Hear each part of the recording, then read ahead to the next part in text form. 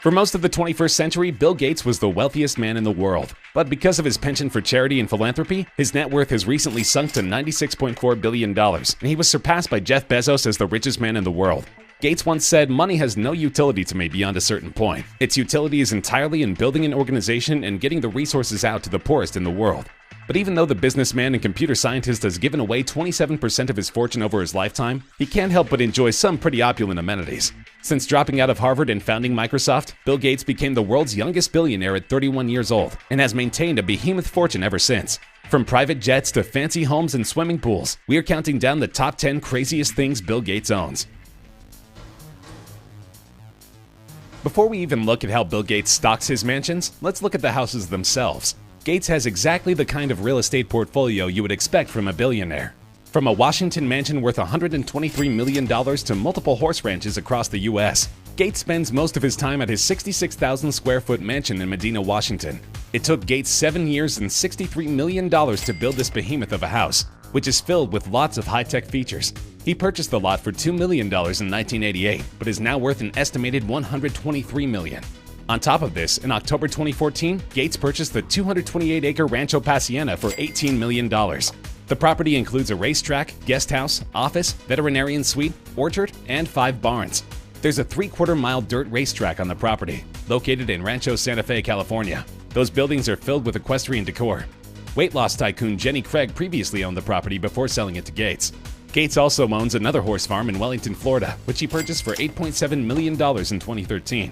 The family's daughter Jennifer is an avid equestrian, and they had previously rented the house when in Florida for her competitions. In 2009, though, Gates reportedly purchased a Wyoming ranch that once belonged to Buffalo Bill Cody. Though the price he paid for the 492-acre property was never reported, it was originally listed for $8.9 million. Beyond these properties, he owns many more properties through his Cascade private investment firm, including Charles Hotel in Cambridge, Massachusetts, and half of the Four Seasons Hotels chain. In 2013, Gates and several unnamed buyers paid $161 million for the Ritz-Carlton in San Francisco. The hotel is now worth $200 million, the Wall Street Journal says. Next, let's look at the crown jewel of Gates' property portfolio, Xanadu 2.0. It shouldn't be too surprising that one of the wealthiest people in the world also has an insanely extravagant home. It took Gates 7 years and $63 million to build his Medina, Washington estate, named Xanadu 2.0 after the fictional home of Citizen Kane's Charles Foster Kane. At 66,000 square feet, the home is absolutely massive, and it's filled with high-tech details. He reportedly pays around $1 million in property taxes each year. To give you an idea of the scale, 500,000 board feet of lumber was needed to complete the project. The house was built with 500-year-old Douglas fir trees. 300 construction workers labored on the home, 100 of whom were electricians.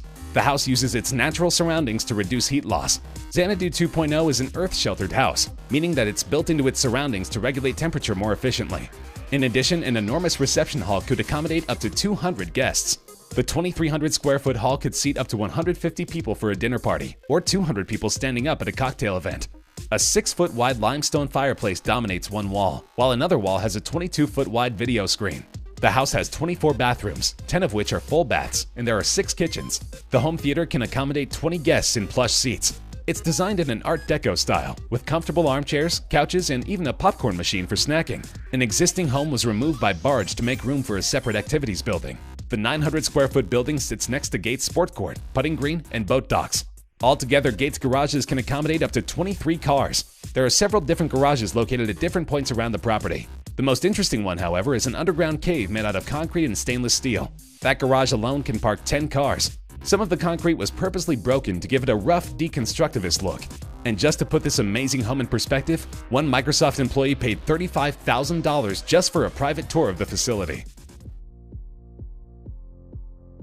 Now that we know about the host of properties that Gates owns, let's look at how he outfits them to match the lavish lifestyles of a billionaire. As part of his massive Washington estate, Gates has an elaborate series of pools. They begin with a gentle waterfall and a natural lagoon that cascade into a 60-foot pool. There's a 3,900 square foot building just to hold this particular pool. And as if this wasn't crazy enough, people in the pool could swim underneath a glass wall and come up to a terrace area on the outside. There's also a locker room with 4 showers and 2 baths and includes a fossil motif floor. The pool is also equipped with a state-of-the-art underwater music system so that guests never need to take a break from their favorite tunes, even as they swim. This is an extension of Gates' guest preferences system. When a guest arrives, they're given a pin that interacts with sensors in each room in the house. Depending on their preferences, the temperature, music, and lighting will change in the house. Each room comes with its own touchpad to control the room environment. All this is of course in line with current smart home trends, so it wouldn't be a huge deal, except the Gates had all this in 1995. Of the $60 million that went into building his home, this preferences system certainly took up a huge percentage. One of the more interesting features of this house is the flat panel displays behind picture frames that respond to the pin each guest wears to provide art that is consistent with their interests. The artwork on walls can be changed with just the touch of a button. Situated around the house are $80,000 worth of computer screens. Anyone can make the screens display their favorite paintings or photographs, which are stored on devices worth $150,000. Guests are asked to input their favorite artists and styles when they enter the house, but if they're running short on time, it's possible to find art they would enjoy based on more general demographics like age, gender, and level of education. But Gates doesn't only own digital artwork. He set what was then an American art record when he bought Winslow Homer's Lost on the Grand Banks for $36 million in 1998. The painting hangs on a wall outside his home library. Inside his library is Childe Hassam's Room of Flowers, a piece that's believed to be worth $20 million. He also owns a painting by George Bellows called Polo Crowd. Gates bought the piece anonymously at a Sotheby's auction in 1999, paying a whopping $27.5 million to add it to his collection. Gates also owns William Merritt Chase's The Nursery, worth $10 million. He also paid $30.8 million for Codex Leicester, a scientific journal handwritten and illustrated by Leonardo da Vinci. With all this fine art, Gates' home could be a museum, though they only entertain guests from time to time. In a recent interview with Ellen DeGeneres, Gates revealed that he had only felt he'd made 2 extravagant purchases since becoming a billionaire.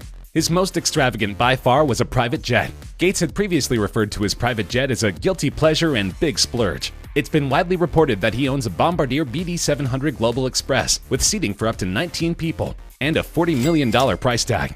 The Global is the business jet with the second largest cabin after the Gulfstream G650. It can accommodate 12 to 16 passengers in 3 cabin sections, mostly a forward 4-chair club section, a central 4-seat conference grouping, and an aft 3-place divan facing 2 chairs. Most have a forward galley, crew rest chair, and crew lavatory. A variation on this vehicle is used by militaries all over the world, and many consider it to be one of the most luxurious private jets on the market. The only other item that Bill Gates considers a luxury purchase is his Porsche that he bought soon after becoming a billionaire. Bill Gates' Porsche 959 in silver is one rare beauty. Gates first purchased a Porsche 911 Turbo in 1979, and rumor has it that he was pulled over quite a few times in the blue sports car. Porsche even officially changed the name of the car to the Gates 959. The Porsche 959 was the most impressive car to come out of the German automaker's doors, and quite possibly the greatest car of the 80s. This twin-turbo supercar came equipped with a 6-speed manual transmission instead of the normal 5-speed. It was capable of completing a 0 to 60 run in just 3 seconds and hit upwards of 195 miles per hour for its top speed. Not only for a car released in 1986, but also for cars released nowadays. It's no wonder Gates had such an affinity for this car. The 959 cost $250,000 when it first came on the market, but because Gates' model is now a collector's item, experts estimate it could be worth as much as $10 million to the right buyer.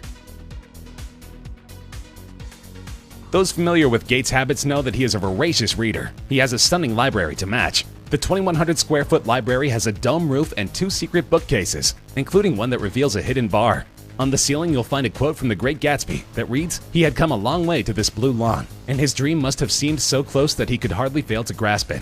The library is also home to the Codex Leicester, a 16th century Leonardo da Vinci manuscript that Gates bought at auction for $30.8 million in 1994. This is the single most expensive piece in the library, but there are many other rare books, meaning the total value is likely well over $60 million. Though his personal library is off-limits except for distinguished guests, literacy is hugely important to Gates, and through his Bill and Melinda Gates Foundation, he created the Global Libraries nonprofit to invest in public libraries in more than 50 countries and ensure that children and adults have access to free reading materials. Bill Gates loves his daughters and indulged them one wish when they were growing up. Imagine their delight when he revealed that they had an entire room dedicated to trampolines. Much like an indoor gymnastics facility, the girls could jump and play at any time of the day or night.